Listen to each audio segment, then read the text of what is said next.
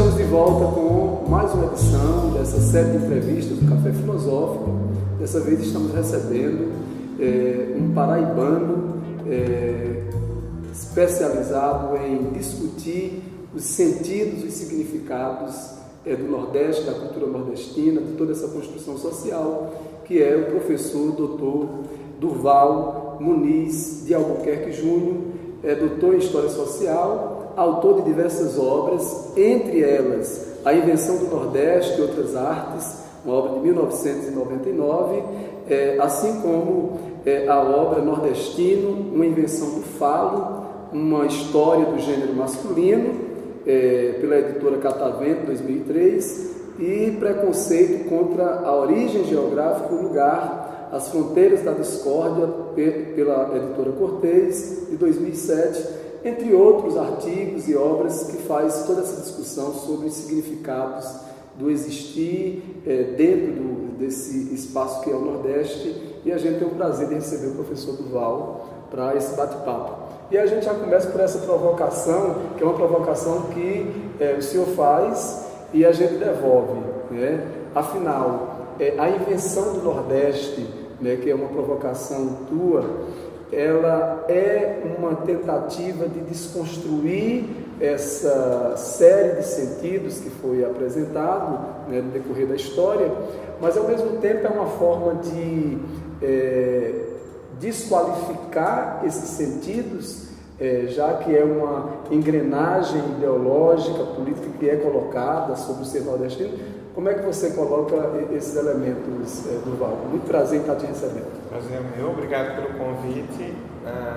Olha, eu não diria desqualificar, eu diria problematizar e, em grande medida, desconstruir, né? Mostrar como, na verdade, eles foram construídos historicamente. Quer dizer, por quê? Porque o Nordeste, até por ser um recorte espacial, né, ele tende a ser naturalizado. As pessoas acham que o Nordeste sempre existiu, né, que o Nordeste está inscrito na própria natureza, né? Quer dizer, não se problematiza, né, não se leva em conta o fato de que a região é uma construção humana.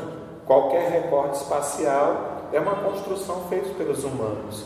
As identidades espaciais são humanas, né? Elas nascem de relações de poder, elas nascem de relações de interesse, né? Elas nascem de discursos, né? De práticas estratégicas, né? Então, qualquer recorte espacial, seja um estado, seja um município, seja uma região, seja uma nação, tem uma historicidade, né? Surgiu num determinado momento a partir de uma correlação de forças, a partir, né, de um contexto histórico. Então é isso que eu tento mostrar, tentando justamente fazer com que as pessoas percebam, antes de mais nada, que o Nordeste é uma construção muito recente, ao contrário do que normalmente as pessoas pensam. O Nordeste não vem desde o período colonial, o Nordeste não existe na colônia, o Nordeste não existe no Império. Quer dizer, a divisão regional brasileira era norte e sul até a primeira década do século XX. É na primeira década do século XX que esse conceito de Nordeste aparece. Ele aparece inicialmente no documento que funda a Inspetoria Federal de Obras contra as Secas, em 1919. Né? Mas ele ainda é muito uma localização espacial, simplesmente. Ou seja, o enfoque ia ser responsável por atuar nessa área que ficava entre o norte e o leste. Mas é ao longo dos anos 20 que esse conceito começa a ser trabalhado, né, por políticos, parlamentares, começa a ser trabalhado na imprensa, começa a ser trabalhado por intelectuais, por artistas, e ele vai ganhando esse conjunto de sentidos e significados, esse conjunto de imagens, esse imaginário que a gente associa imediatamente ao Nordeste. Né? Quer dizer, o que é um conceito? O Nordeste é um conceito. O que é um conceito? É um agregado de imagens. Quer dizer, quando a gente fala Nordeste, imediatamente vem um conjunto de imagens à nossa cabeça. E aí eu tentei mostrar como é que esse conjunto de imagens surgiu, como é que como eles foram permanentemente atualizados, divulgados, ressignificados ao longo do século XX. Né? Então, o Nordeste é inseparável né, de 4 temáticas básicas, quer dizer, o Nordeste está ligado à seca, né, com a Caatinga, o semiárido, o êxodo, a retirada, né, todos esses elementos, o cangaço, né, e o seu contraponto, que é o jagunço, né, o coronel, né, e com o coronel, né, e o beato, né, o fanatismo religioso, Canudos, Padre Cícero, etc. Então, essas temáticas, elas constroem esse imaginário em torno da região, que vai para as artes, vai para a literatura, vai para o cinema, vai para a sociologia, para a historiografia, vai para as teses de doutorado, vai para, né, a própria universidade reproduz esses. Né, eu me lembro que no meu começo como professor, né, nas universidades, quer dizer, entre 10 trabalhos que eu orientava, 8 era sobre essas 4 temáticas. Quer dizer, então, não se conseguia sair disso, né? Isso significa dizer, professor, que o Nordeste ele foi construído pelos sujeitos que estão no Nordeste, mas também por sujeitos fora do Nordeste, sujeitos a quem o Nordeste interessa por questões econômicas, sujeitos a quem o Nordeste interessa por questões, obviamente, geográficas, porque estão ligados a uma própria natureza física. Afinal, quem é que constrói o Nordeste? E aí, quando o senhor coloca essas diversas construções, me parece que há um papel do cotidiano, mas há um papel também político, possivelmente das elites que estiverem interessadas nessa construção. Bem, o Nordeste ele vai surgir justamente quando as elites desse espaço, né, do Antigo Norte, elas perdem a hegemonia em termos nacionais. Enquanto essas elites ocupavam o espaço nacional, não tinha sentido surgir uma região. A região surge no momento que essa dominação econômica e política nacional entra em declínio. Ou seja, quando as elites desse espaço perdem a nação para as elites do Centro-Sul, que passam a ser dominantes do ponto de vista econômico e dominantes do ponto de vista político. Então essas elites se retraem e a região é uma espécie de trincheira, elas se entrincheiram nessa ideia de região para defender os últimos privilégios que elas têm. Então, elas perderam o espaço nacional de dominação, mas elas não querem perder esse espaço. Então, a ideia do Nordeste é toda trabalhada na defesa da dominação desse espaço. Quer dizer, elas cercam esse espaço para o domínio delas, econômico, político, né? E, evidentemente, também cultural, porque a cultura vai veicular essa dominação. Né? Quem são os intelectuais da região? Quem são os políticos da região?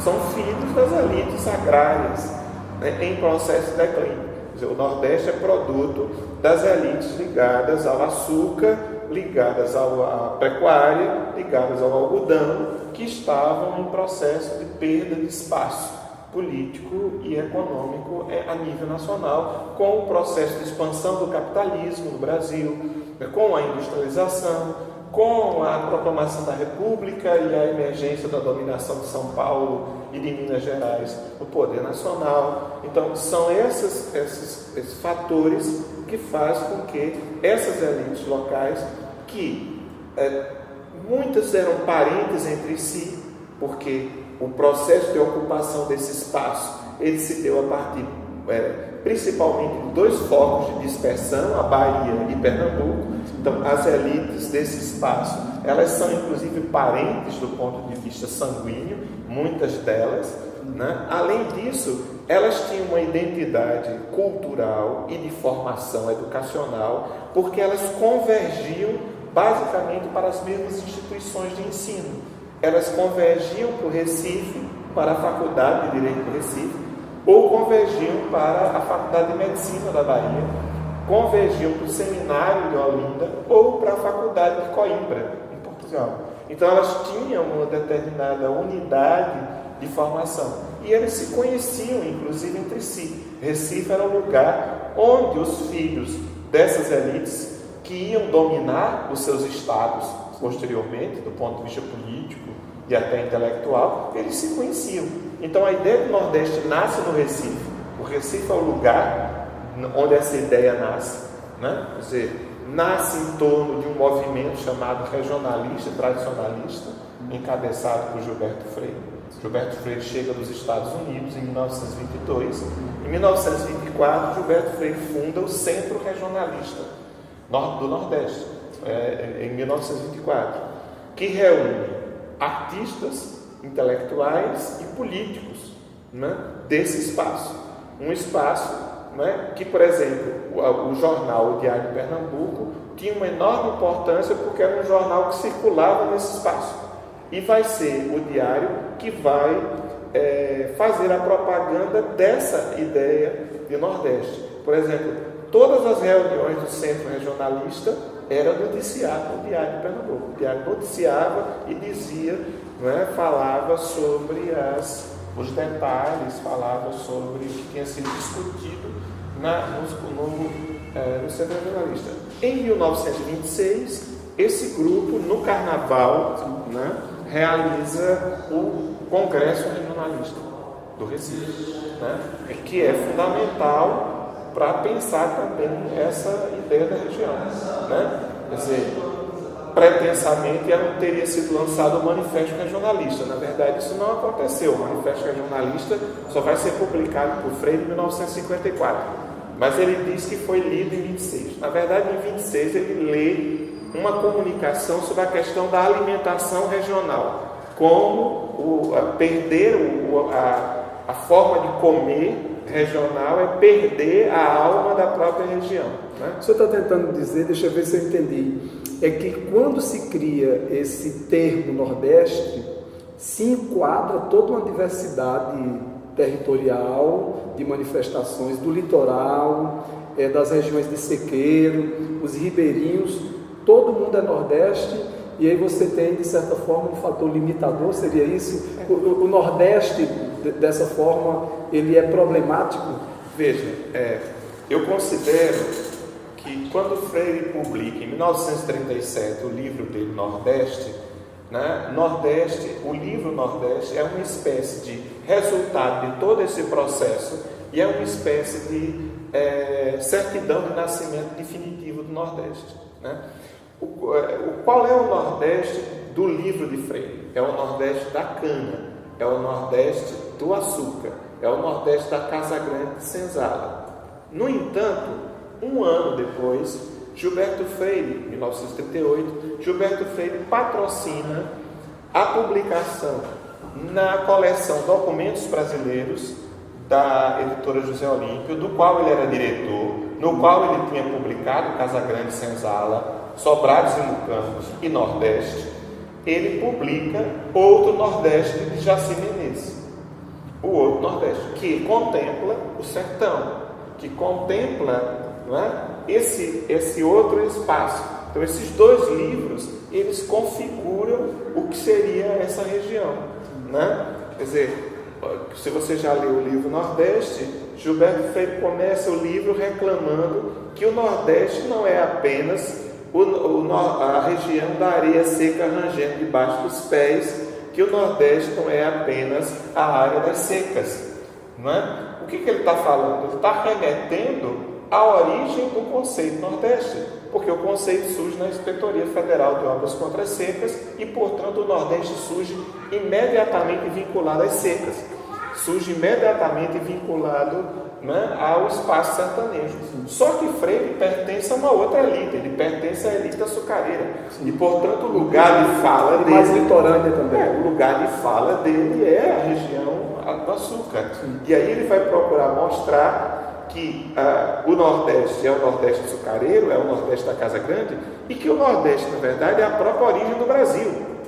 Na verdade, o Brasil começa no Nordeste e começa na Casa Grande, lá do litoral. Então, eu escrevi um texto há um ano, mais ou menos, em que eu mostrava como é que, tendo o Recife e Gilberto Freire e os intelectuais ligados à cana iniciado a produção da região, por que eles perdem para o imaginário da seca? Por que eles perdem para o imaginário que vem do intelectual cearense, como não é, o de Jaci Menezes? Então, o Ceará, a intelectualidade cearense consegue prevalecer sobre a intelectualidade pernambucana na construção da ideia de região. Por quê? Porque a seca se transformou na principal forma das elites desse espaço conseguir verba, recurso, cargo, etc. Né?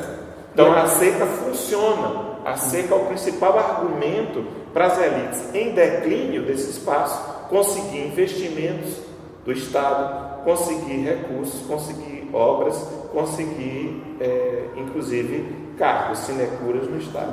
É muito interessante você estar colocando sobre essa realidade do Nordeste, ela funciona como fonte de captação de recursos, mas existem personagens que foram construídos do nordestino que se vendem também para a indústria cultural. Gostaria que o senhor comentasse, tipo, as novelas, a forma como as novelas apresentam os personagens nordestinos, a própria música, né?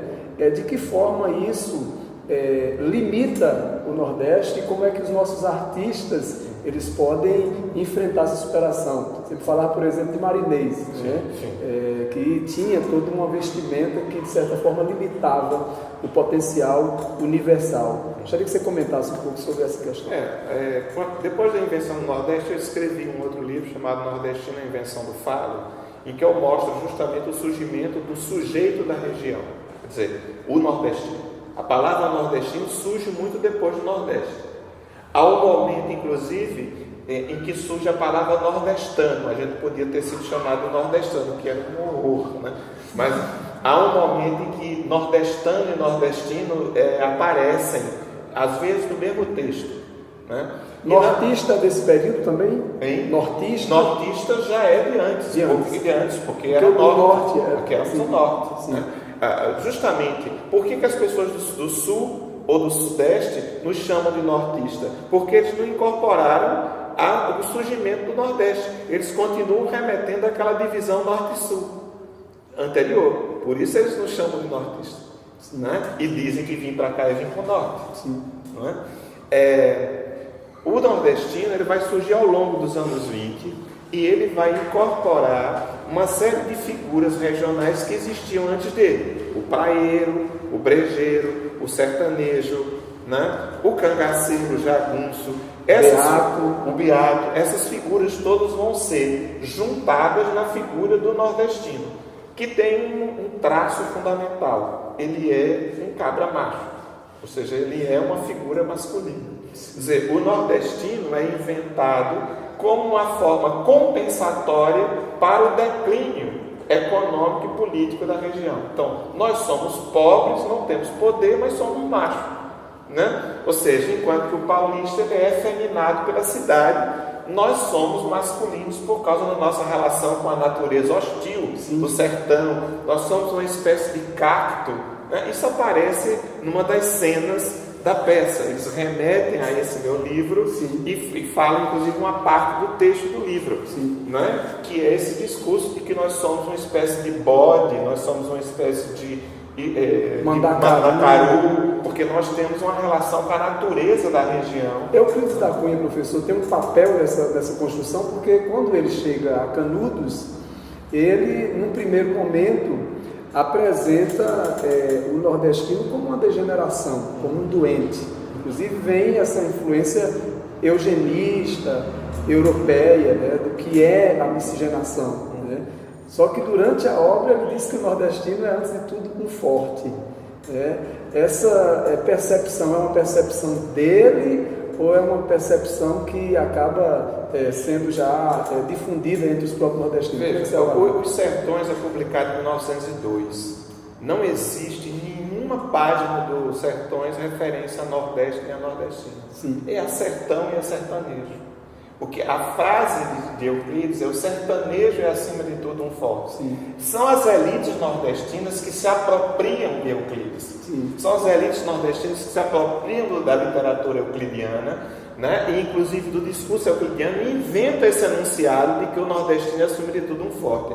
Esse enunciado não existe na obra de Euclides. Né? Como Euclides é um autor consagrado, é uma obra consagrada, né? É um grande criador de imagens, né? E para inventar uma região você precisa de imagens, né? E aí o Nordeste tem a felicidade de ter intelectuais que têm uma capacidade de criação imagética fantástica, como Gilberto Freire, como Ariano Suassuna, como o próprio, né? E aí eles vão capturar as imagens de Euclides e transformar o sertanejo de Euclides em sertanejo do Nordeste, né? Por quê? Porque o Nordeste captura o sertão, captura o conceito de sertão. Antes do Nordeste, sertão existia em toda parte. A partir da invenção do Nordeste, as outras partes do Brasil têm interior, não tem mais sertão.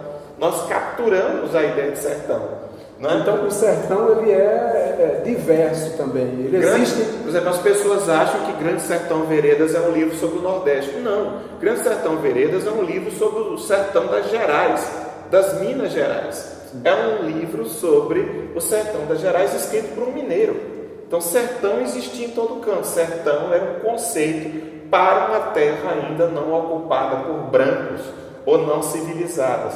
É uma corruptela de desertão. Sertão vem de desertão.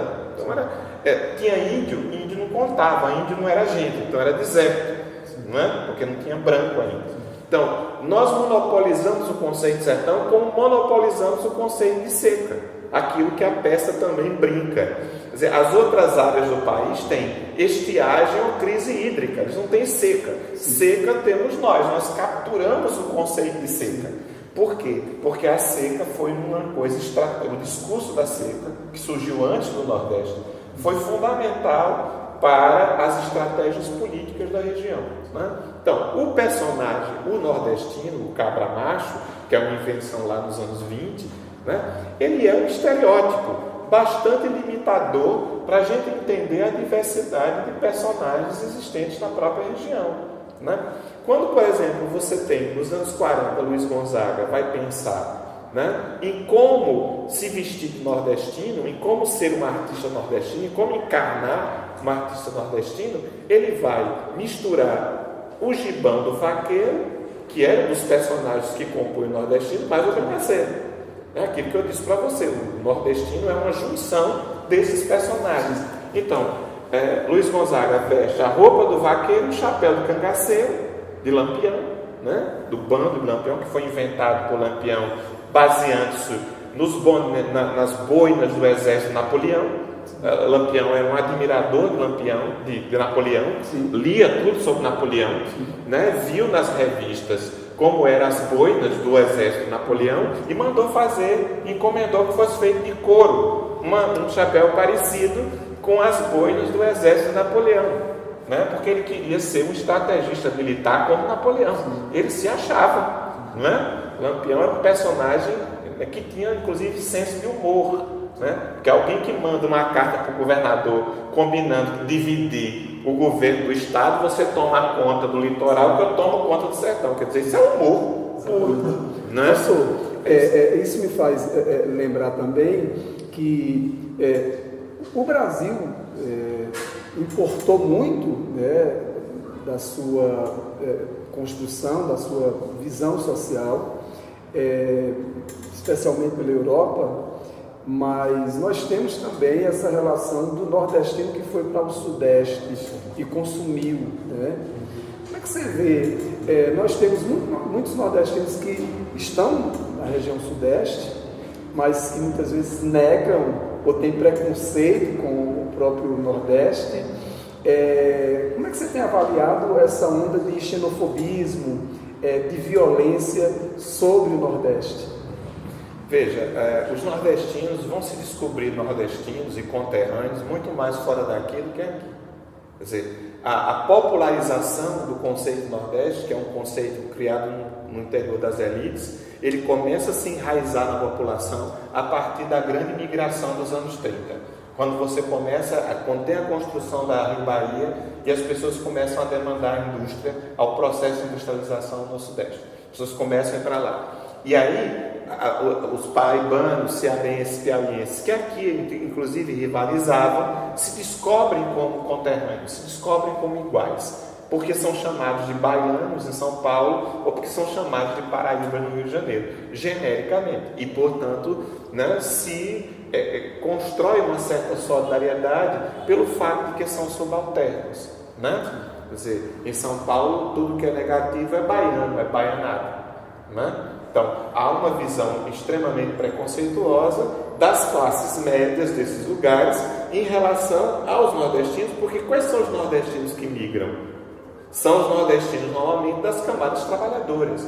No entanto, né, você não percebe que também há toda uma migração de intelectuais e de artistas nordestinos para o sul, de políticos, etc. E esses não contam, esses não são vistos como migrantes. E muitas vezes esses não são vistos como nordestinos.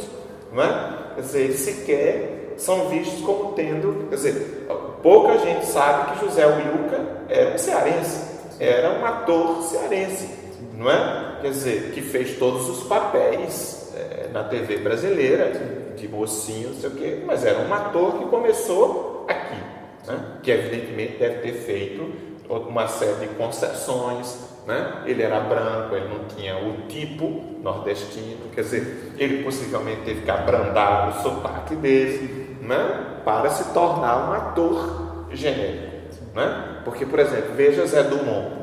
Zé Dumont só consegue fazer o personagem típico, caricato nordestino, né? Então, assim, como Sebastião Vasconcelos, que era um ator fantástico, paraibano, mas só fazia personagem, o velho nordestino, né? Quer dizer, então, a atriz Marcela Catacho, né? Fez A Hora da Estrela, e que ficou o tempo todo, coitada, marcada por aquele personagem, né, que o máximo que conseguia fazer era empregada doméstica nas novelas, né? Então, mas essas pessoas não são contadas como migrantes. Quer dizer, quem que é um migrante nordestino? É o homem pobre, né, que vai ocupar empregos subalternos e que, evidentemente, vai disputar o mercado de trabalho com outras pessoas.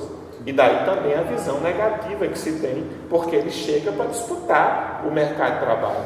E ele chega para disputar a moradia, serviços públicos, ele chega para incomodar, porque ele chega, né, por exemplo, a primeira grande leva, por que o nordestino em São Paulo se chama baiano? Porque a primeira grande leva de imigrantes para São Paulo foram os baianos.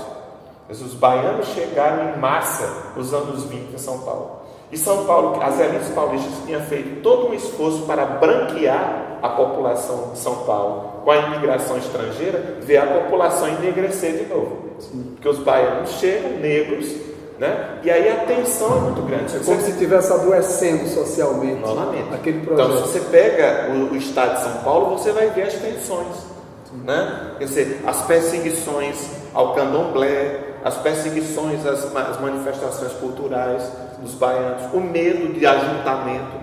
Quando qualquer ajuntamento de baiano, a polícia aparecia, porque você tinha medo, que a ideia da faca, de que eles iam furar o bucho de qualquer um, entendeu? Então, assim,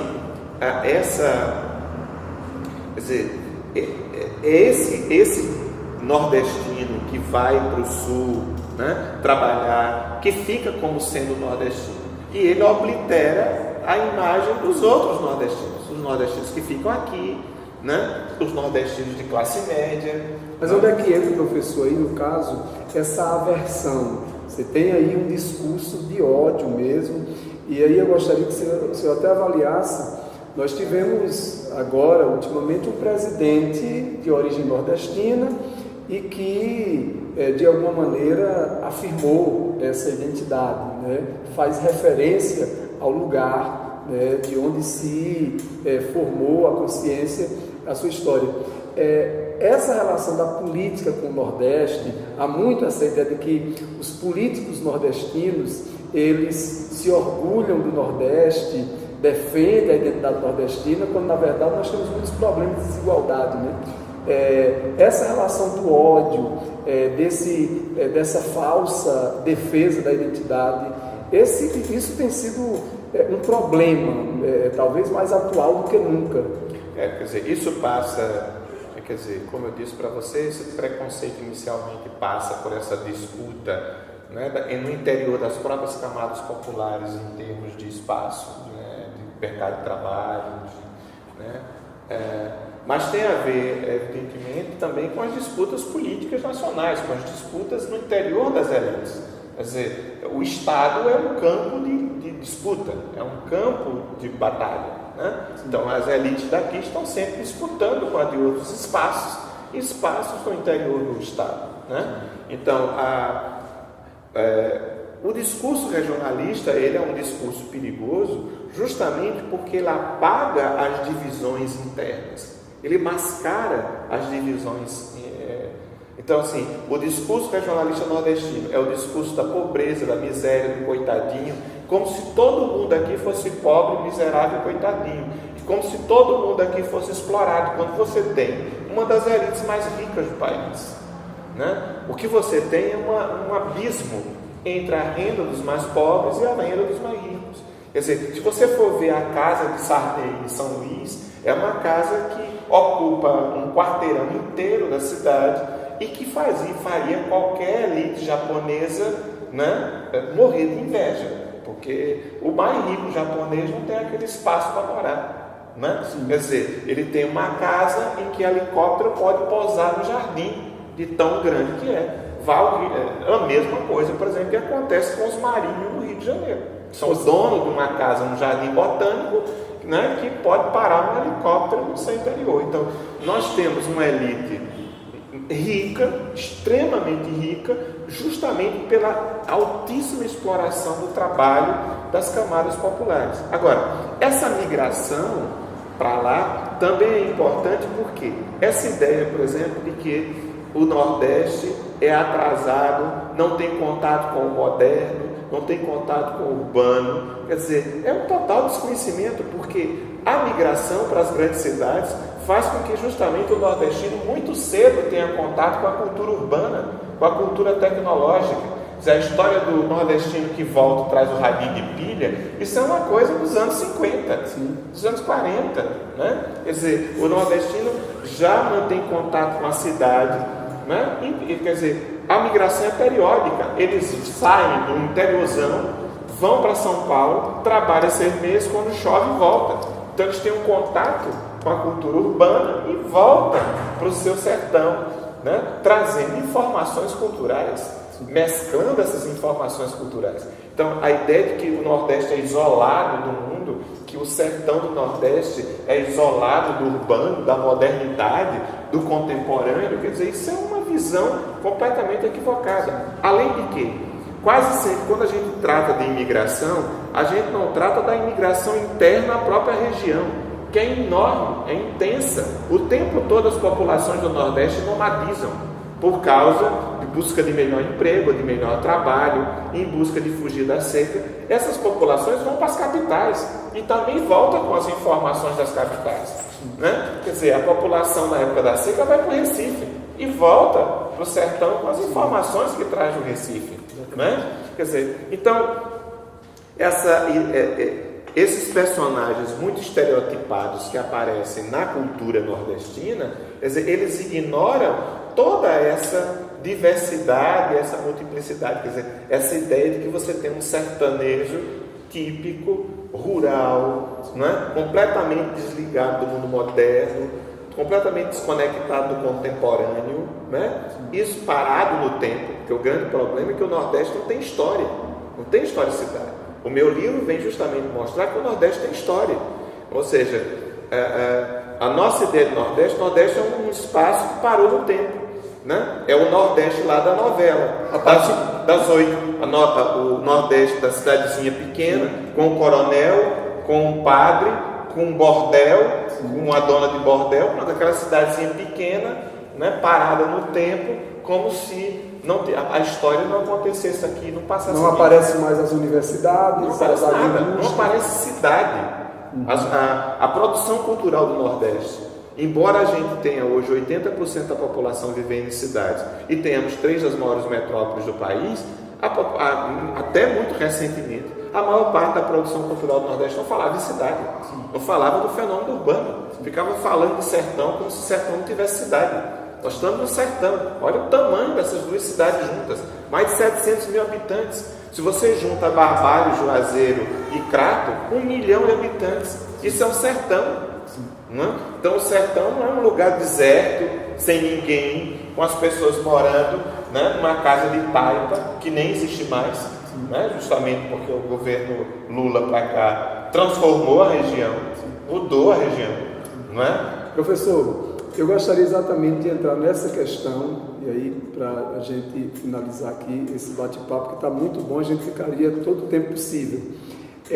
Na tua obra, A Invenção do Nordeste, há uma discussão sobre o papel da arte também, né? Num outro momento você aprofunda essa discussão, né? Como é que a arte ela contribui para se criar sentidos, gerar sentidos, para afirmar a identidade. Nós estamos agora, e aí eu vou provocar o historiador, nós estamos num momento nebuloso, né? Bastante difícil, tanto do ponto de vista ético quanto político, toda essa onda de discurso de ódio, de fascismo, de intolerância. E eu gostaria de saber qual é a grande invenção que é possível hoje nesse Brasil atual. Inclusive uma outra obra tua, que é a Feira dos Mitos, você fala sobre esse processo de mitificação que se criou no Nordeste, mas há uma mitificação também na política, né? Você tem desde os estereótipos a essa questão dos mitos, mas tem a arte aí, uma política cultural que é necessária para fazer esse enfrentamento. Como é que você situa esse momento e que pista? A gente vive um momento de golpe, mais um golpe das elites brasileiras, né? Sempre que o país ameaça mudar a sua estrutura de uma forma mais profunda, as elites brasileiras não suportam, né? E golpeiam a democracia. A democracia só serve enquanto está a serviço delas, né? Como nós estamos vendo aí, o atual governo, que é um arremedo de governo democrático, onde na verdade você tem um congresso para atender os seus próprios interesses. Ou seja, você tem um congresso que não está lá para atender os interesses dos eleitores, da população que os escolheu. Eles estão lá para atender os seus próprios interesses. Cada votação ali é a votação de pessoas atendendo, fazendo leis para atender seus próprios interesses, né? Então, os patrões destroem a legislação trabalhista porque interessa aos patrões. Os ruralistas, né, propõem uma legislação no campo em que a pessoa vai poder pagar o trabalho até com comida em casa, porque é um interesse dos ruralistas, né? Como é interesse dos ruralistas desmanchar toda a política para os quilombos, para os indígenas, etc. Então, aí os evangélicos querem as suas leis horrorosas do ponto de vista moral, não é? De perseguição aos homossexuais, de retorno no campo dos direitos humanos. Aí você tem a bancada da bala, que quer mais bala vendida, mais armas vendidas, mais presídios construídos. Ou seja, você tem, né, um congresso onde as pessoas estão ali para atender os seus interesses pessoais. Como você tem um presidente que está ali para não ir para a cadeia, né? Ou seja, para defender a si próprio, né? Fazendo todo tipo de estratégia para não ser investigado e para não ser punido pelos crimes que comete há muitos anos. E que ele não é o único a cometer. Quer dizer, na verdade, nós nesses últimos anos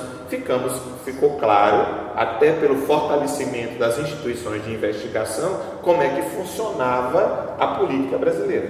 Embora essas instituições funcionaram, né, claramente no sentido de destruir um determinado projeto político com o qual eles não concordavam. E uma das coisas que incomodou, né, as elites, notadamente do Centro-Sul, né, nos últimos anos, é a atenção dada ao Nordeste. A mudança que o Nordeste teve de patamar nos últimos anos. O fato de que o Nordeste cresceu economicamente acima do país. Quer dizer, o Nordeste chegou a crescer a taxas chinesas, chegou a crescer 9% ao ano, não é? Então, isso mexe com as divisões de poder no país. Isso mexe com a estrutura de poder. Mas é muito interessante lembrar que tem nordestinos também nesse atual governo. Sim, né? Mas é claro, por quê? Porque eles estão lá para defender os seus interesses pessoais, de empresários, de donos de terra, de latifundiários. Eles também não querem... Coronelismo ainda. O Nordeste foi inventado para não haver mudança. O Nordeste é uma criação reacionária ao processo de mudança e transformação trazida pelo capitalismo, pela sociedade moderna. O Nordeste é uma tentativa de impedir mudanças, é uma máquina de impedir mudanças. Então as nossas elites não têm nenhum interesse em mudança, né? Elas são capazes de dar um tiro no próprio pé, né? Por exemplo, o processo, a FIEP, né? A Fiesp participou diretamente do golpe, né? E o golpe está destruindo o resto que tinha de indústria nacional, né? Pessoal, isso significa dizer que orgulho de ser nordestino é uma construção também e que não vale a pena difundir esse tipo de... Orgulho de ser nordestino, como eu disse ali, é slogan do Hiper Bom Preço, né? Quer dizer, só serve ao empresário dono do Hiper Bom Preço. Quer dizer, a gente tem que se orgulhar não de um espaço abstrato, a gente tem que orgulhar de relações, de valores, de comportamentos, de formas de ser, né? Então, nós estamos vivendo um momento político, né, muito, quer dizer, um crescimento do fascismo, né? Não se dá só no Brasil, isso é um processo mundial, né? Quer dizer, isso se dá porque você teve a morte, em grande medida, das utopias, né? A gente vive num mundo aprisionado no presente, né? A gente vive num mundo presentista, onde as pessoas querem, né, tudo aqui e agora, então você não tem mais abertura para o futuro. A gente vive em grande medida um mundo sem fora, né? O mundo sempre precisou de pensadores e pessoas que pensam fora, o para além do nosso tempo. A gente precisa de projetos, utopias, sonhos, delírios que nos levem para além do... A gente vive hoje numa clausura, a gente vive no mundo todo, em grande medida sufocado por um mundo que parece não ter alternativa, não ter saída. Ou seja, ou você cai na nostalgia saudosista de buscar um passado de volta com saída, ou você glorifica esse presente tal como ele está. Então a gente vive num momento presentista em que a gente não tem, em grande medida, perspectiva de futuro. E isso, né, faz com que as forças da conservação se tornem muito mais poderosas do que a força da transformação. Porque as forças da transformação não têm esperança, elas não têm horizonte, elas não têm projeto. Então elas se veem tendo que negociar o cotidiano com essas forças que querem reter e que querem inclusive voltar. Por que é possível você ter no Brasil hoje um projeto de lançar o país para o passado e não para o futuro, né? Quer dizer, é um projeto de desmonte das conquistas sociais que se teve, não nos últimos 10 anos, mas nos últimos 50, nos últimos 70 anos. Você quer jogar o Brasil lá para a República Velha, né? Se não para a volta da escravidão. Porque nós temos elites ainda com mentalidade escravocrata.